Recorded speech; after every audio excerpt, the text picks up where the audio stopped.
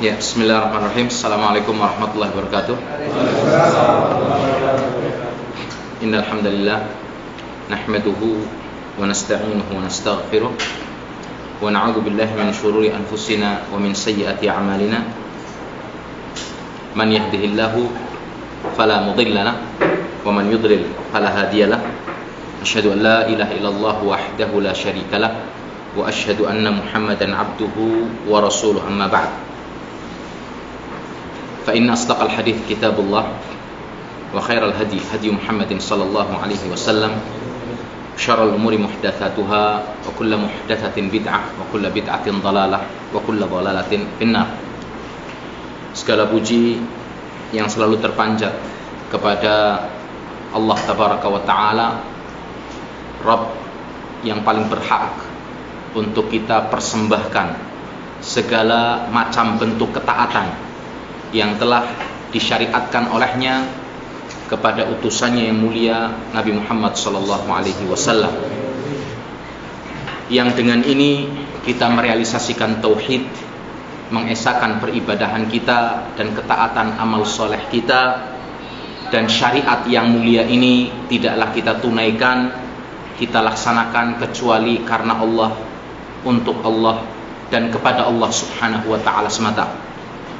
Salawat dan salam yang selalu tercurah kepada Nabi terakhir, Nabi mulia dan pemimpin bagi para Nabi, Muhammad sallallahu alaihi wasallam, dan juga kepada para keluarganya dan para sahabatnya yang mulia dan orang-orang yang baik di dalam mengikuti jejaknya sampai datangnya hari kiamat. Saudara dan saudariku sekalian yang dimuliakan oleh Allah, masih melanjutkan kajian kita tentang seputar permasalahan-permasalahan di dalam sholat. Dan pada pertemuan minggu yang lalu kita sudah sedikit mengulang tentang sifat sholat Nabi dalam prakteknya. Kemudian kita lanjutkan tentang pembahasan zikir. Seperti telah saya jelaskan, pembahasan ketiga dari seputar permasalahan sholat ini adalah tentang masalah niat, khususnya menjaharkan niat.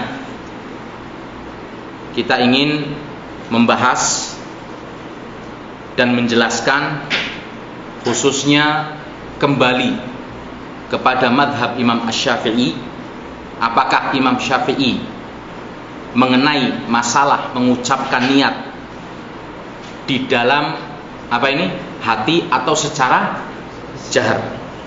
Apakah memang betul beliau pernah mengajarkan, menuntunkan bahwasannya niat itu boleh dijaharkan, seperti sering kita dengar nawaitu, ya kan, sauma ghadin, atau nawaitu wudhu'a, ya kan, atau ketika kita akan melaksanakan masing-masing dari pelaksanaan sholat yang 5 waktu. Oleh karena itu kita ingin melihat apa kata Imam Syafi'i mengenai masalah mengucapkan niat, khususnya di dalam kitabnya Al-Um. Karena kalau kita baca di kitab Al-Um pembahasan ini, Imam Syafi'i menjelaskan bahwasanya niat itu adalah merupakan amalan hati, dan ini sepakat seluruh ulama. Dan ulama 4 madhab semuanya sepakat bahwasanya yang namanya niat itu adalah amalan hati. Dan secara lebih konkretnya, bahkan Imam Syafi'i mengatakan dalam kitabnya Al-Um, wan niyatu la taqumu maqamat takbir. Niat itu tidak dapat menggantikan takbir. Wala yujzihi niyah illa an takuna ma'at takbir. Dan niat itu tidak memadai atau tidak dianggap, ya kan, atau tidak sah kecuali dilakukan bersamaan dengan takbir. La tataqaddamu takbir wa la takunu ba'dahu. Dan niat itu dilakukan tidak mendahului takbir dan tidak sesudah takbir. Ini jelas perkataan Imam Syafi'i. Niat itu di dalam hati, dan seseorang ketika akan melaksanakan sholat hatinya dalam keadaan sadar, dia dalam keadaan menghadap kiblat, Dia akan melakukan sholat 4 rakaat zuhur misalnya, baik dia sebagai seorang makmum atau seorang imam, ataupun dia sholat sendirian.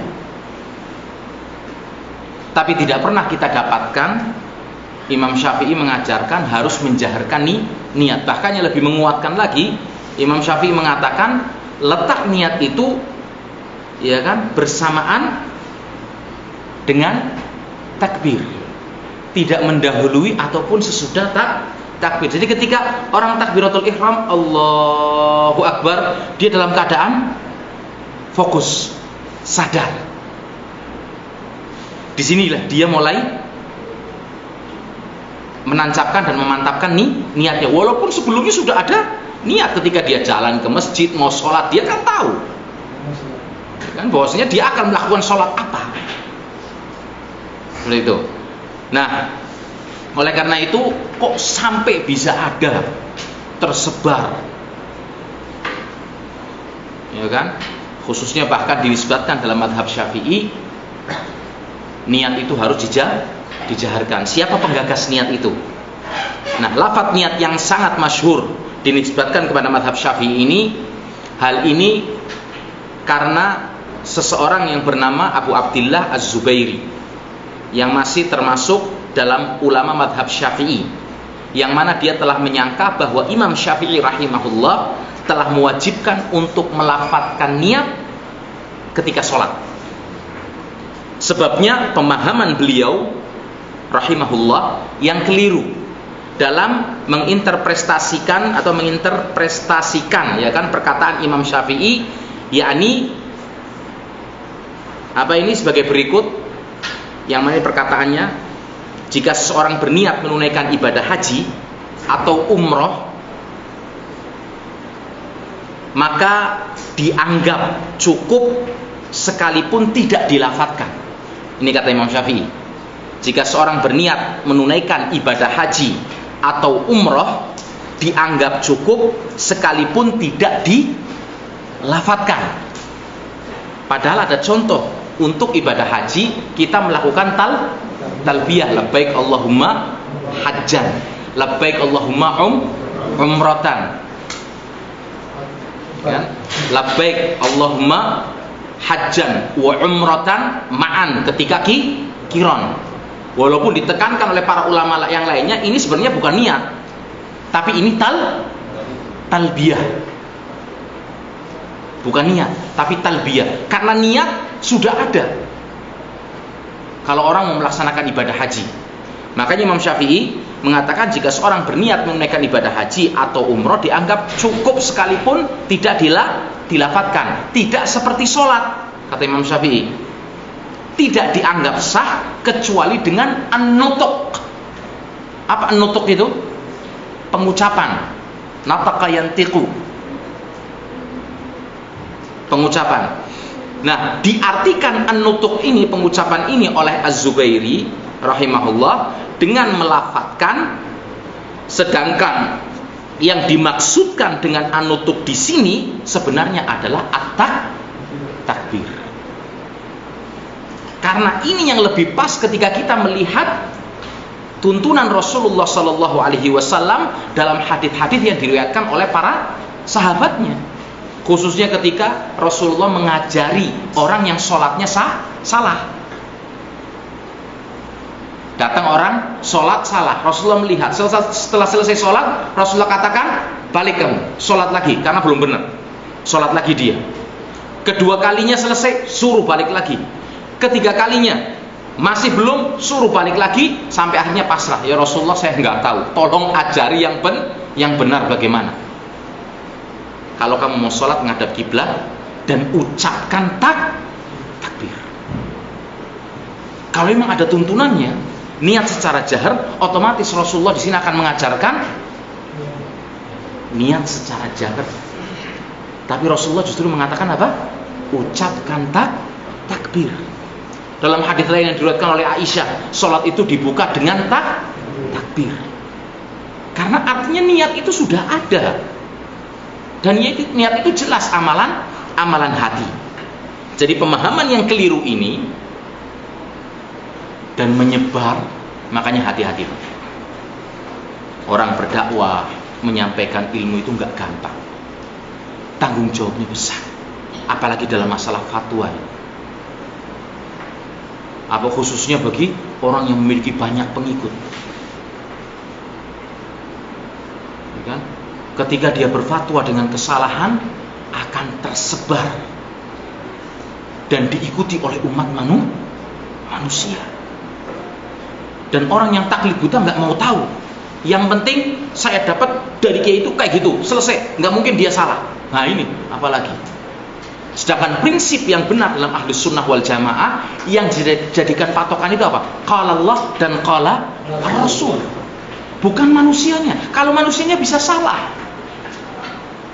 Tapi kalau Anda jadikan patokan adalah qala Allah dan qala Rasul, ini maksum dan tidak mungkin salah dan terjaga dari kesalahan. Kemudian Imam An-Nawawi sendiri, perkataan tadi dikatakan oleh Imam Nawawi dalam kitabnya Al-Majmu'. Ini yang menentang bahkan Imam Nawawi sendiri. Salah seorang pembesar madhab Asy-Syafi'i. Seorang ulama pembesar madhab Syafi'i yaitu Imam Nawawi berkata, beberapa rekan kami berkata, orang yang mengatakan hal itu telah keliru. Bukan itu yang dikehendaki oleh Imam Asy-Syafi'i rahimahullah dengan kata an-nutuk di dalam sholat. Melainkan yang dimaksud dengan an-nutuk di sini, ucapan di sini oleh beliau adalah takbir. Ketika seorang mengucapkan takbir, Allahu Akbar. Karena apakah bisa dianggap sah kita? Takbirnya di sini rukun. Makanya kalimat nutuk di sini adalah takbir. Ibnu Abi Izz Hanafi berkata dalam kitab Al-Ittiba, tidak ada seorang ulama pun dari imam 4 madhab, tidak juga Imam Syafi'i rahimahumullah atau yang lainnya yang mensyaratkan lafadz niat.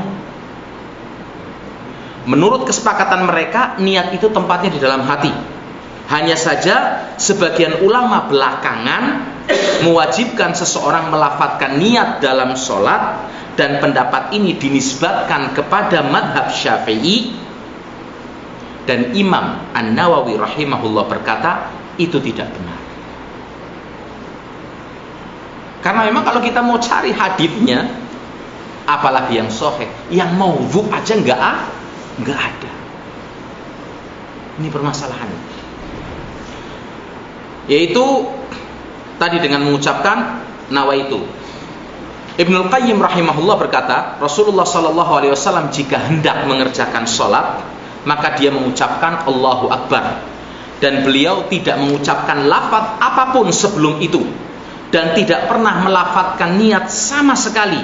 Beliau tidak pernah juga mengucapkan lafadz seperti yang tersebar, usolli lillahi sholatan kadza, saya sholat, niat sholat kepada Allah dengan sholat ini, mustaqbilal kiblah, arba'a rakaat atau rakaataini, imaman atau ma'muman, ya kan, adaan lillahi ta'ala. Ini tidak pernah didapatkan dalam satu hadis pun, yang dhaif aja nggak ada. Rasulullah SAW tidak pernah mengatakan adaan atau qadha'an, dan tidak pernah juga menyebutkan kefarduan waktu sholat. Semua itu adalah amalan yang tidak ada contohnya, yang tidak ada sumbernya dari seseorang pun. Saya lebih perhalus bahasanya, tidak ada contohnya. Karena sebagian orang Indonesia kalau dengar kalimat bid'ah langsung kayak Tom and Jerry, keluar sininya. Alergi banget sama kalimat bid'ah. Padahal perkara bid'ah ini adalah perkara yang sudah diwanti-wanti oleh Rasulullah dalam banyak haditsnya, menunjukkan bahwasanya kelak nanti ada dari umatku yang terjatuh kepada perbuatan bid'ah. Makanya tidak boleh kita mempermudah permasalahan. Nah, ini tidak ada contohnya dan tidak ada sumbernya dari seorang pun, baik dengan sanad yang sahih, dhaif, musnad, ya kan, bersambung sanadnya, ataupun mursal, ada perlawi yang gugul di dalam sanadnya, bahkan tidak juga dinukil dari seorang sahabat Nabi, para tabi'in, dan imam empat madhab. Pendapat ini muncul akibat sebagian ulama belakangan yang terkecoh dengan perkataan Imam Syafi'i rahimahullah dalam masalah sholat, yang redaksinya diantaranya ada juga disebutkan redaksi, sesungguhnya sholat itu tidak sama dengan puasa. Tidak ada seorang pun yang akan memasuki sholat kecuali dengan zikir. Az-zikir itu apa? Mengingat, menyebutkan. Dzakara yadhkuru. Kata zikir di sini dikira pelafatan niat oleh orang yang sholat, padahal yang dimaksud oleh Imam Syafi'i dalam kata zikir di sini adalah takbiratul ihram.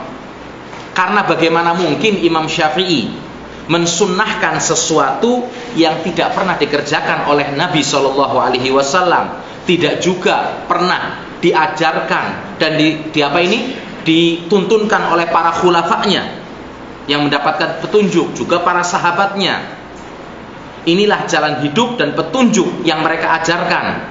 Jika memang ada seseorang membawa berita satu huruf saja yang berasal dari beliau SAW, maka kita akan menerimanya, karena tidak ada petunjuk yang lebih sempurna kecuali petunjuk dari mereka, para salafus soleh.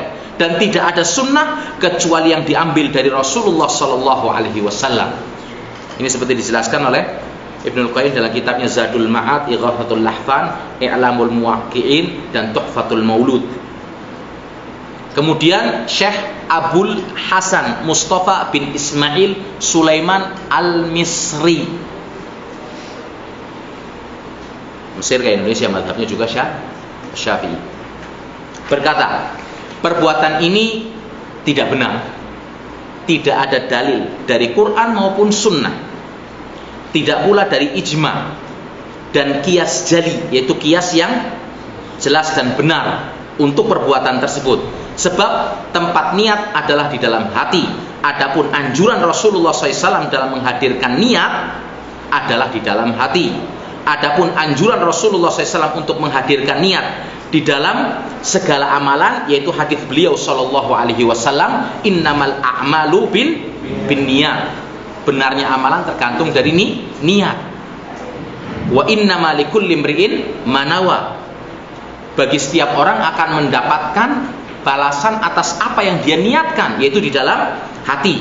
Maksudnya bukan melafadzkan niat dengan lisan kita, baik dengan melirihkan ataupun mengeraskannya. Tidak ada satu riwayat pun yang dinukil dari beliau SAW melafadzkan niat ketika hendak sholat dan berpuasa. Tidak pernah beliau mengucapkan, sengaja aku berpuasa di bulan Ramadan pada tahun ini secara sempurna tanpa kekurangan, dan mengulang-ulanginya setiap malam ketika bersahur atau setelah tarawih.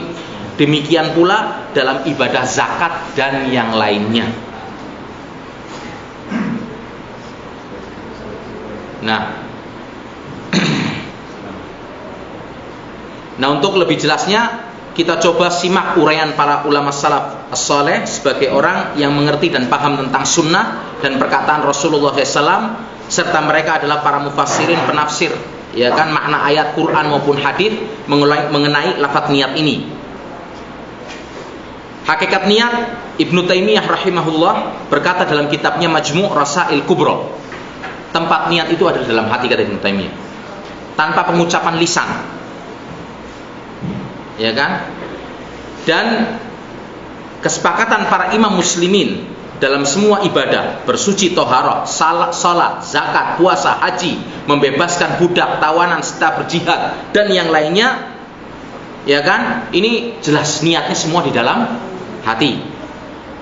Meskipun kata Imam Ibnu Taimiyah, lisannya mengucapkan berbeda dengan apa yang ada di dalam hati, maka yang teranggap adalah apa yang tertanam di dalam hati. Manusia kan kadang, ya kan, udah tahu nih, cuma salah mengucapkan. Yang dianggap yang di mana? Yang di dalam hati, maka teranggap dengan apa yang ia niatkan dalam hati, bukan yang dilafadzkan. Walaupun ia mengucapkan dengan lisannya, bersama niat, dan niat itu belum sampai ke dalam hatinya, hal ini belum mencukupi menurut kesepakatan para muslimin, maka sungguhnya niat itu adalah jenis tujuan dan kehendak yang tetap. Seperti itu.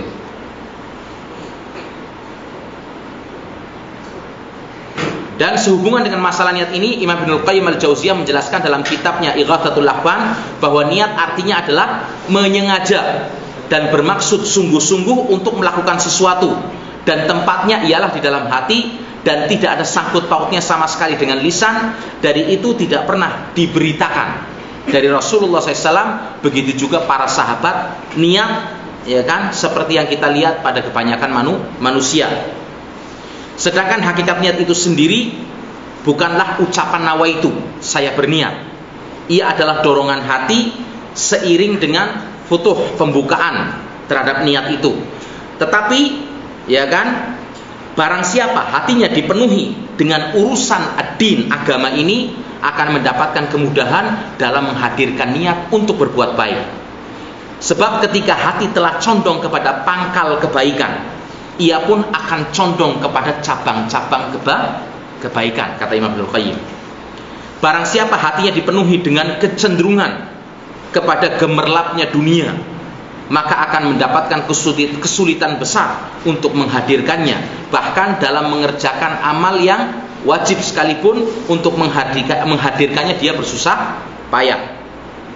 Al-Hafidh Ibnu Hajar Al-Asqalani sendiri telah menjabarkan, ini salah seorang ulama madhab Syafi'i. Makanya orang yang menuduh, ya kan, Wahabi, khususnya di Islamic University, silahkan datang ke Islamic University. Dan bahkan orang-orang yang pernah belajar di Islamic University, tapi ketika pulang kemudian berbohong, ya kan, tanyakan dan silahkan lihat kurikulumnya. Mayoritas buku panduannya buku madhab Syafi'i. Dalam tafsir menggunakan buku panduannya, cetaknya adalah tafsir Ibnu Katsir. Madhabnya apa Ibnu Katsir? Syafi'i. Dalam hadis, pelajaran hadis yang dipakai, apa bukunya?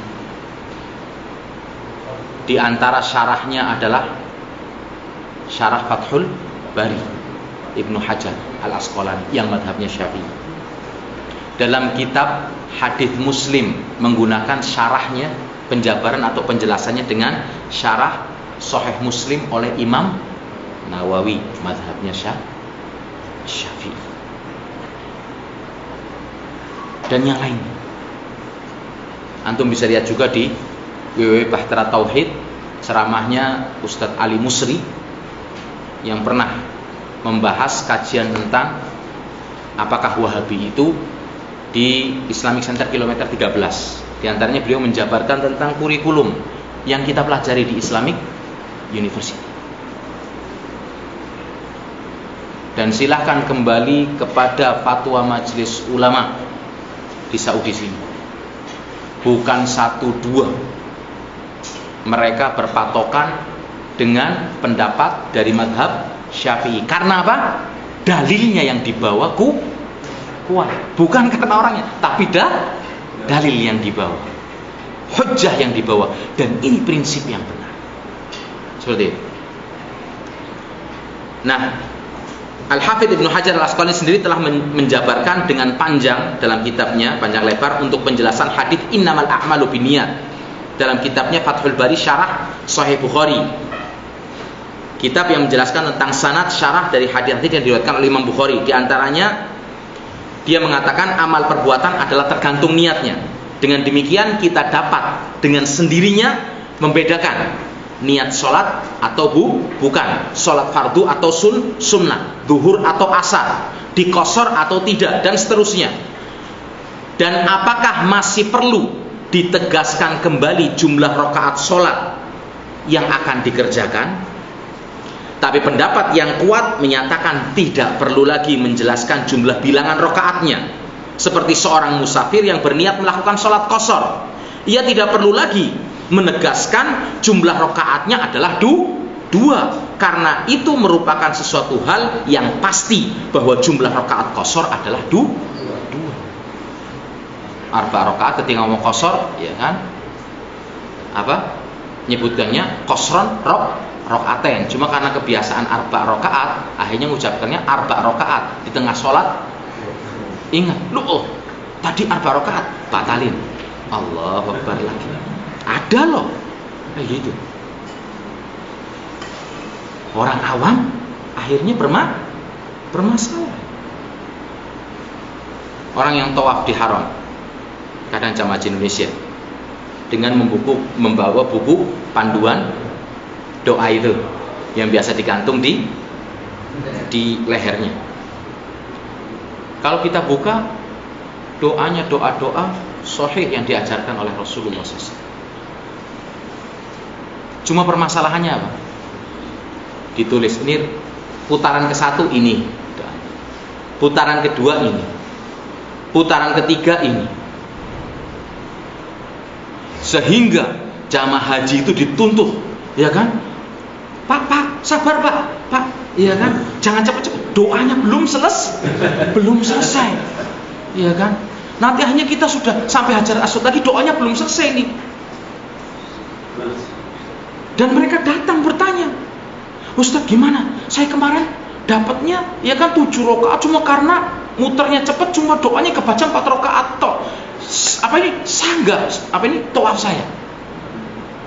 Ini orang awam. Hanya bermasalah kan? Kasihan.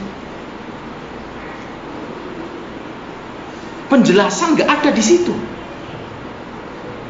Bahwasannya ya kan, ini adalah zikir-zikir yang diambil dari tuntunan Nabi Shallallahu Alaihi Wasallam, dari Al-Quran dan Sunnah Nabi, ya kan? Karena sifatnya tawaf itu tidak ada tuntunan khusus untuk dibaca zikir di situ, kecuali antara Hajar Aswad dengan apa ini rukun Yamani, dengan doa yang disebut oleh orang Indonesia sapu jagat, Rabbana atina fid dunya hasanah wa fil akhirati hasanah wa qina adzabannar. Tapi bukan kita tidak berdoa. Silahkan berdoa.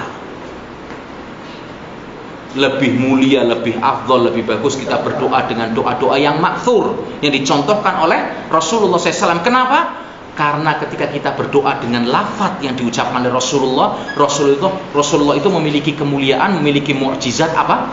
Jawami'ul kalim. Kata-kata yang ringkas tapi maknanya luas. Dan kita dapat pahala mendapatkan sunnahnya. Tapi kalau tidak bisa, la yukallifullahu nafsan illa wus'aha. Mau doa pakai bahasa kromo inggil juga nggak apa-apa.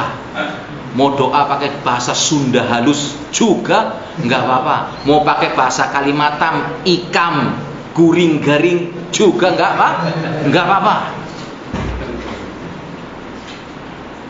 Bahasanya Banjarmasin, ada orang Banjarmasin? Enggak apa-apa, terbuka. Mau sambil tawaf baca Al-Quran, berzikir. Enggak hafal, baca, bawa buku. Tapi permasalahannya ketika ditetapkan ini putaran pertama, ini putaran kedua tanpa ada penjelasan di situ. Orang awam melihatnya apa yang ada di situ aja. Berarti saya harus selesaikan ini. Mereka kebingungan. Sah apa enggak tawafnya hanya karena permasalahan seputar doa tadi. Nah kemudian dan beliau juga menjelaskan makna niat dari perkataan Imam Baydawi. Niat adalah dorongan hati untuk melakukan sesuatu tujuan, baik mendatangkan manfaat atau menolak mudarat. Sedangkan syariat adalah sesuatu yang membawa kepada perbuatan yang diridhoi oleh Allah dan mengamalkan segala perintahnya. Nah, masalah melafadzkan baca niat dalam sholat ini tidak ada satu orang pun perawi hadis pun dari 6 buku hadis, dari mulai Bukhari, Muslim, Abu Dawud, Nasai, Tirmidzi, Ibnu Majah, yang memuat dalam kutubu as-sittah, termasuk Ahmad dalam musnadnya, Al-Hakim dalam kitab Mustadraknya, yang meriwayatkan tentang bacaan niat sholat ya kan, usolli fardhu subhi rakaataini mustaqbilal kiblati adaan makmuman dan seterusnya. Ini tidak kita pernah dapatkan. Imam Ahmad bin Hambal mengomentari masalah niat dalam sholat dengan berkata, ini melafadzkan niat usolli maksudnya adalah 10 macam dari amalan yang tidak dituntunkan oleh Rasulullah SAW. Tidak ada yang meriwayatkan dengan sanad yang sahih ataupun dhaif, musnad ataupun mursal, bahkan tidak ada dari sahabatnya atau dari para tabi'in yang mengerjakannya. Imam Nawawi tadi sudah jelaskan perkataannya di atas. Kemudian disahihkan pula oleh Sayyid Sabiq dalam kitabnya Fiqhus Sunnah.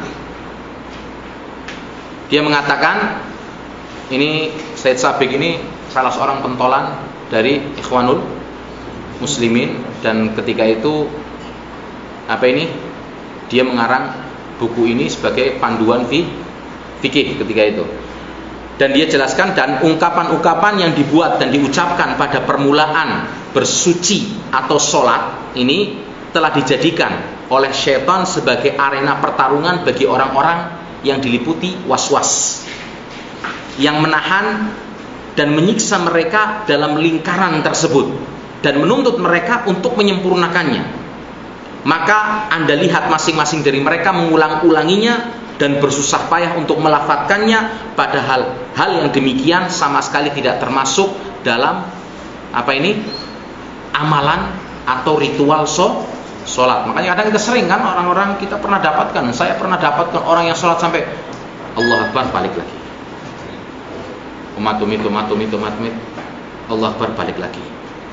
Ada yang sampai kayak mau mengeluarkan tenaga dalamnya, Allah balik, Allah mundur lagi, Allah, kayak nyetater mobilnya karburator, baru masuk, Allah, menyusahkan sendiri. Dan tidak ada orang yang melaksanakan amalan yang tidak dicontohkan oleh Rasulullah kecuali dia menyusahkan diri sendiri. Al-Qadhi Jamaluddin Abu Rabi' Sulaiman bin Umar Asy-Syafi'i, seorang pembesar ulama Syafi'i juga, ia berkata, mengeraskan dan membaca niat bagi makmum tidak termasuk sunnah, bahkan makruh. Jika hal itu menimbulkan gangguan, membuat bising kepada jamaah sholat, bahkan hukumnya bisa haram. Barang siapa yang mengatakan bahwa mengeraskan niat adalah sunnah, maka ia telah keliru, haram baginya, dan yang lainnya berbicara dalam agama Allah tanpa didasari ilmu. Syekh Alauddin Al-Attar, beliau berkata, meninggikan niat, suara hingga menimbulkan kebisingan, gangguan kepada jamaah sholat adalah haram secara ijma'. Apabila tidak demikian, tidak menimbulkan gangguan, maka itu termasuk amalan yang tidak dituntunkan. Saya perindah perkataannya, padahal perkataan aslinya bukan seperti itu, lebih kencang lagi. Jika dimaksudkan dalam melafadzkan niat itu riya, adalah haram di sisi, yakni dosa besar dan dari dosa-dosa besar.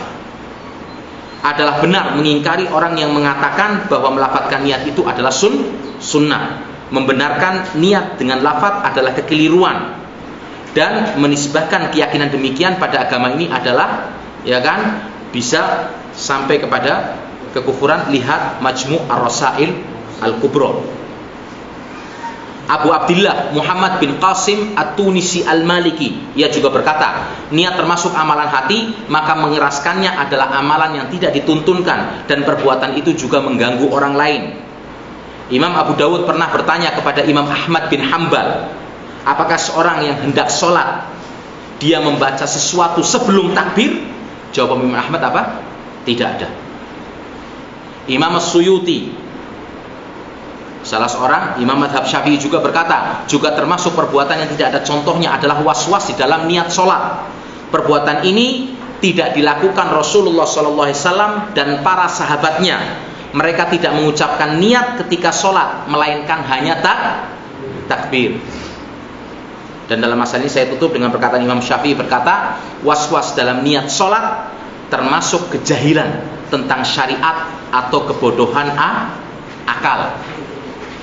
Maaf, satu lagi Ibn Jauzi berkata, di antara tipu daya iblis adalah menipu mereka dalam niat sholat. Di antara mereka ada yang berkata, sengaja aku sholat ini dan itu, kemudian ini mengulanginya lagi karena ia mengira niatnya telah batal, padahal niatnya tidak gugur walaupun ia melafadzkan apa yang tidak dimaksudkan.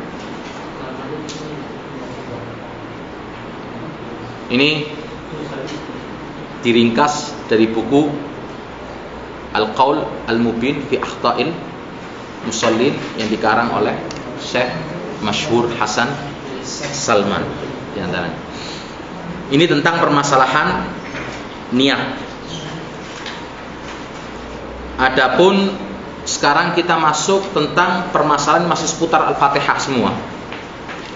Hukum menjaharkan bismillah di dalam sholat dan membacanya secara terus menerus, artinya membacanya dengan secara jahar terus menerus.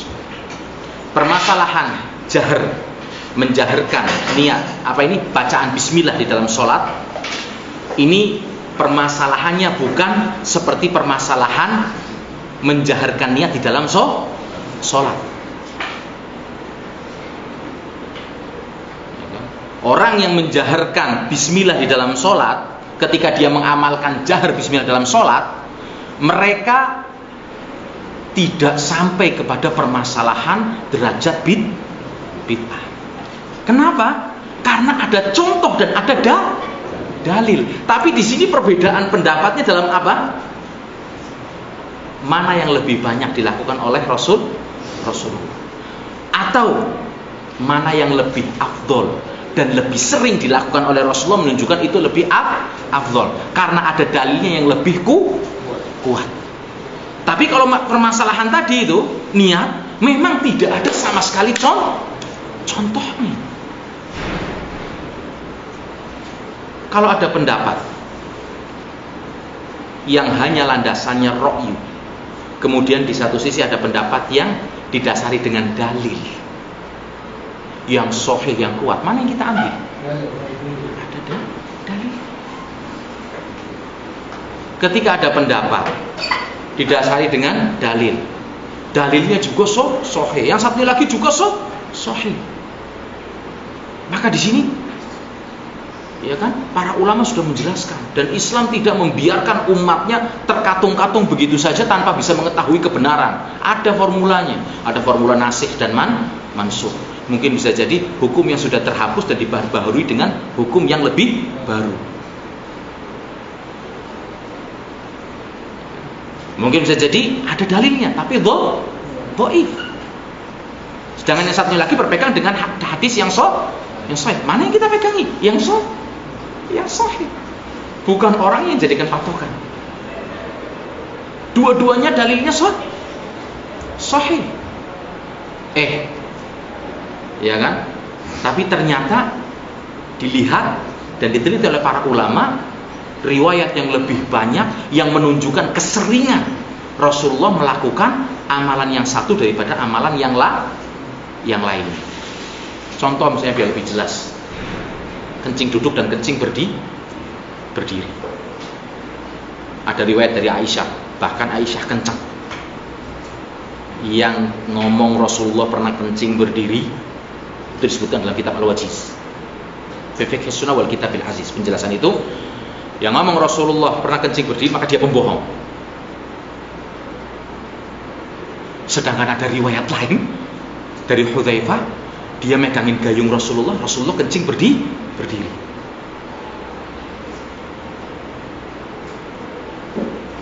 Tabrakan ini hadis, bertentangan hadis ini. Hudzaifah bohong. Nggak mungkin, kita tahu siapa Hudzaifah, pemegang rahasia Rasulullah. Nggak mungkin Rasulullah mirip pemegang rahasia tukang bohong. Makanya kenapa kita harus merujuk fas'alu ahlal dzikri in kuntum la ta'lamun.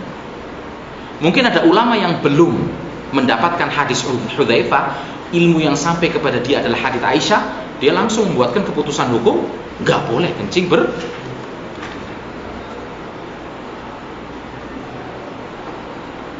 Ada ulama lain yang sudah dapat hadis Hudzaifah, ilmu yang baru. Hanya mereka mereka satukan. Aisyah kehidupan sehari-harinya di mana? Di rumah. Berarti Aisyah melihat perilaku Rasulullah ketika di rumah. Ketika Rasulullah pergi jihad, apakah selalu Aisyah ikut? Ketika Rasulullah pergi safar, selalu Aisyah ikut? Tidak kan?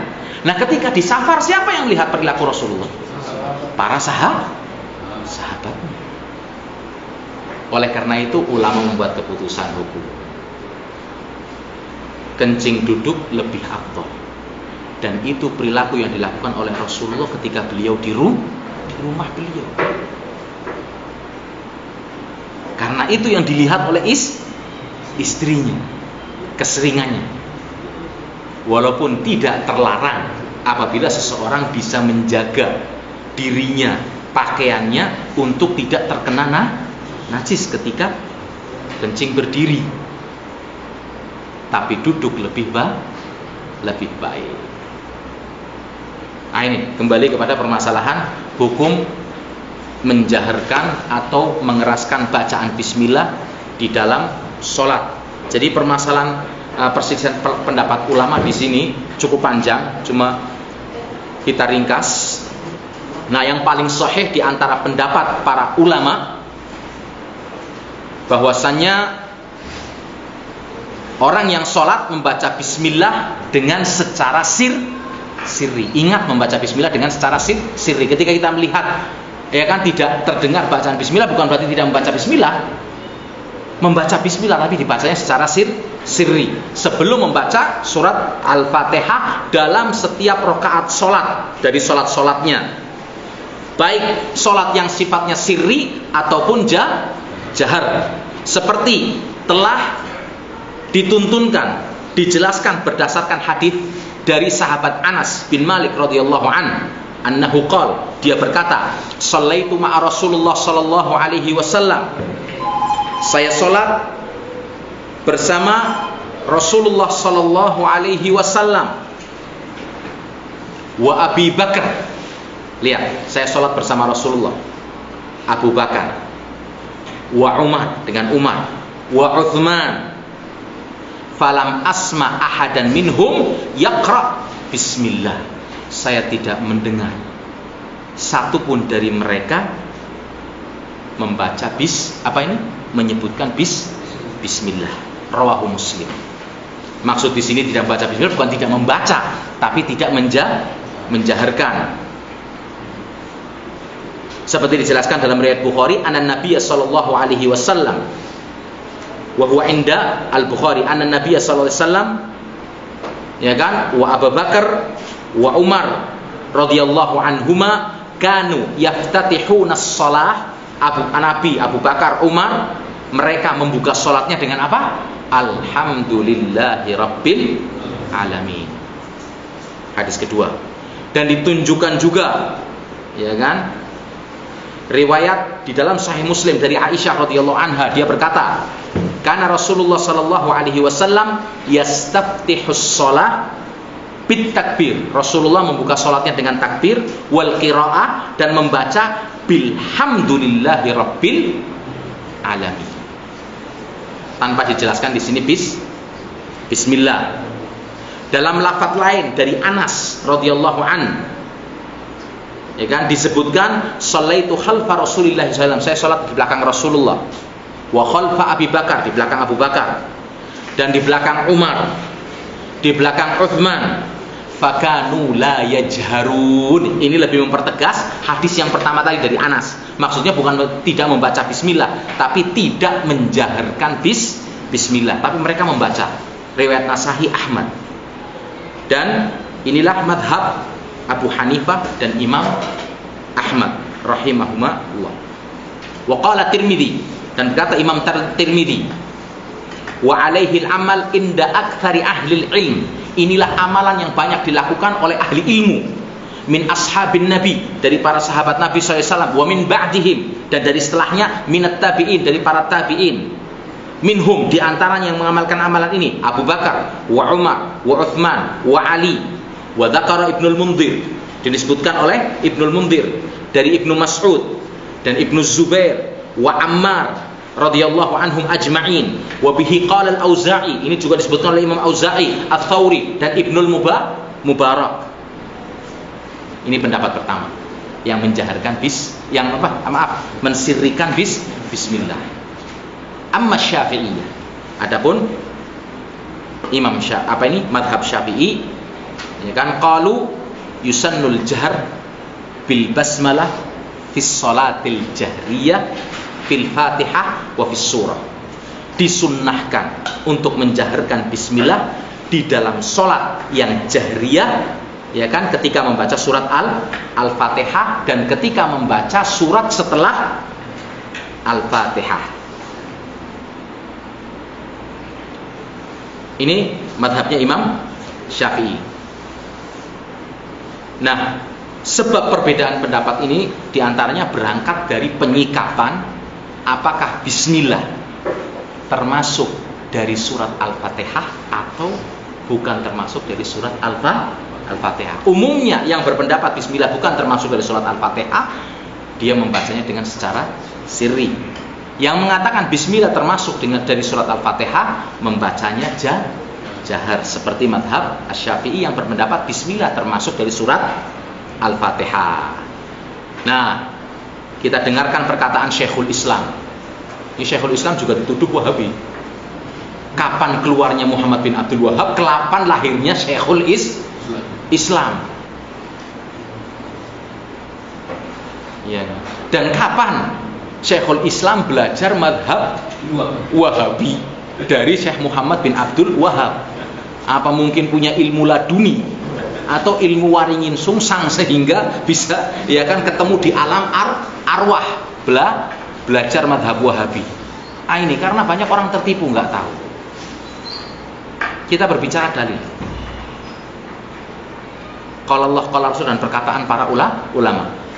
Coba kita dengarkan perkataan Syekhul Islam. Ammal basmalah, adapun permasalahan bismillah, fala raiba annahu kana fis sahabati man yajharu biha. Tidak diragukan lagi kalau ada di kalangan para sahabat yang jaharkan. Nggak mungkin kan sahabat melakukan perbuatan tanpa ada dasar. Wa fihim man kana la yajharu biha, dan ada juga yang tidak menjaharkan. Bal yaqra'uha sirran, bahkan membacanya dengan secara sirri. Au la yaqra'uha walladzina kanu yajharun. Adapun orang-orang yang menjaharkan dengan bismillah, aktsaruhum kana yajharu biha taratan wa yukhafitu biha ukhra. Adapun orang-orang yang menjaharkan bismillah ketika itu, kebanyakan dari mereka kadang-kadang menjaharkan bismillah dan kadang-kadang mensirrikan bismillah. Wa hadza li anna dzikra qad takunu sunnah wal mukhafatata bihi. Ya kan? Ini disebabkan karena, ya kan, berzikir itu apa hukumnya? Bisa masuk dalam amalan sunnah. Dan ketika mensirrikan pun ada jelas tuntunan dari Rasulullah SAW. Wa yajharu bihi limaslahatin rajihatin mithlu ta'limil ma'mumin, dan mungkin mereka menjaharkan karena ada maslahat ingin memberikan pelajaran kepada para makmum. Fa innahu qad thabata fis sahih, telah jelas di dalam, ya kan, riwayat yang sahih, Ibnu Abbas qad jahara bil Fatihah 'alal janazah liyu'allimahum annaha sunnah. Ibnu Abbas pernah menjaharkan bacaan bismillah, ya kan, ketika sholat jenazah untuk mengajari orang yang di belakangnya, para makmumnya, bahwasanya itu adalah sunnah. Jadi perlu diingat tentang perbedaan pendapat membaca bismillah secara jahar ataupun sirri. atau secara diam, seperti dikutip juga oleh Imam Ibnu Katsir dalam bukunya, dalam penjelasan tentang tafsir bismillah. Kata Imam Ibnu Katsir, tidak perlu dijadikan permasalahan, karena dua-duanya membaca bismillah. Dua-duanya ada dasar. Tapi kita perlu melihat hadis Anas tadi. Hadis Anas itu adalah merupakan pokok, ya kan, kekuatan dalil yang jelas menunjukkan praktek amalan yang paling sering dilakukan oleh Rasulullah Sallallahu Alaihi Wasallam. Dan tentang permasalahan jar dalam bismillah ini tidak sampai kepada permasalahan bid'ah. Yang ingin mendapatkan keutamaan dan ingin sholat seperti sholatnya Rasulullah SAW berdasarkan hadis Anas tadi, membaca bismillah tapi dengan sirri. Dan mungkin kita perlu menjaharkan bismillah. Kita pulang ke Indonesia, kita menghadapi masyarakat awam, ya kan, yang kebiasaan tersebar di Indonesia membacanya dengan jahar bismillah. Kemudian Anda membaca bismillahnya dengan secara diam. Belum lagi Anda berdakwah tentang tauhid, Anda sudah bermasalah dengan manusia di situ. Ada yang lebih penting untuk disampaikan. Ada yang lebih penting untuk dijelaskan kepada mereka. Mungkin kita harus menjaharkan bismillah karena kita menghadapi orang awam di sini. Orang yang nggak tahu. Yang kebanyakan mereka bertaklid. Makanya banyak kan dari orang-orang di Indonesia yang datang ke sini, loh, kok Imam Haramnya bacanya nggak pakai bismillah? Ya kan? Bahkan ada yang sampai diulang lagi sholatnya karena imamnya nggak baca bismillah. Ini bermasalah. Utsman bin Affan ketika menyatukan Al-Quran dengan logat Quraisy. Kenapa? Karena perselisihan yang terjadi di antara umat Islam dan ketidaktahuan sebagian dari mereka tentang apa? Quran diturunkan dengan 7 logat, bukan dengan 7 bahasa, semuanya bahasa Arab, tapi 7 logat. Orang Quraisy ngomong kesini, ta'al. Qabilah lain, halumma. Tapi intinya semuanya maknanya sini kamu. Akhirnya dibuat standarisasi.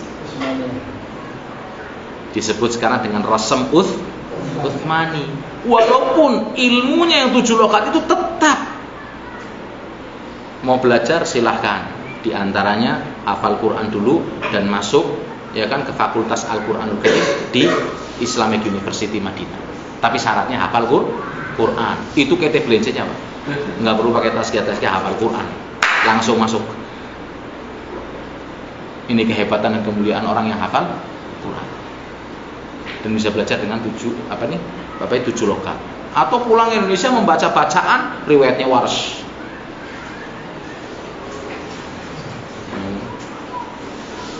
Wadduhanya dibaca wadduhe. Ayo. Apa enggak bermasalah bagi orang awam? Kalau ke Maroko paham semua mereka, ya kan? Karena yang lebih populer di sana dengan riwayat Warsh. Wallahu alam. Ya, saya tutup. Subhanakallahumma wa bihamdika asyhadu an la ilaha illa anta astaghfiruka wa atubu ilaik. Assalamualaikum warahmatullahi wabarakatuh.